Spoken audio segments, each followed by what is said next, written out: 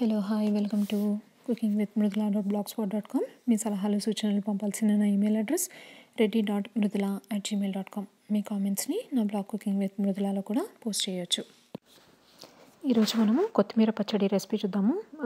ఇది చాలా చాలా న్యూట్రిషియస్, చాలా టేస్టీగా ఉంటుంది. ఫస్ట్ ముద్ద కొత్తిమీర పచ్చడితో తినాలని అంటారు. సో దీనికి కావాల్సిన పదార్థాలు: ఒక మీడియం కప్ కొత్తిమీర ఆకు, కాడలు లేకుండా జస్ట్ లీవ్స్ మాత్రం తీసుకోవాలి. 5 ఎండుమిరపకాయలు, 1 టేబుల్ స్పూన్ జీలకర్ర, 1 టేబుల్ స్పూన్ మినపప్పు, 1 టేబుల్ స్పూన్ శనగపప్పు, ఒక చిన్న రెబ్బ చింతపండు,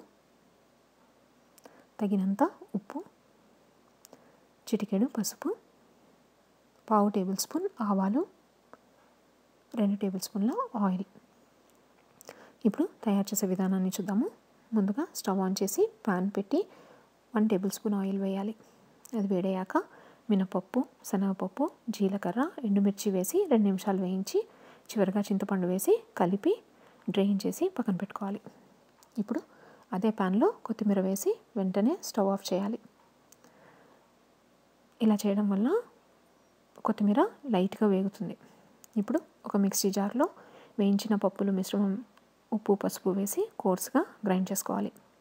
దానిలోకి కొత్తిమీర వేసి మెత్తగా గ్రైండ్ చేయాలి.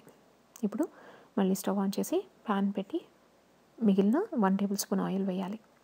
అది వేడయ్యాక ఎండుమిర్చి, ఆవాలు వేసి 1 నిమిషం వేయించి కొత్తిమీర పచ్చడిలో వేసి బాగా కలపాలి. అంతే, ఎంతో టేస్టీ కొత్తిమీర పచ్చడి రెడీ. ఇది వేడి వేడి అన్నంలోకి చాలా చాలా బాగుంటుంది. మీకు ఈ రెసిపీ నచ్చిందని అనుకుంటున్నాను. ఇంకో రెసిపీతో మళ్ళీ కలుద్దాం. అంతవరకు సెలవు.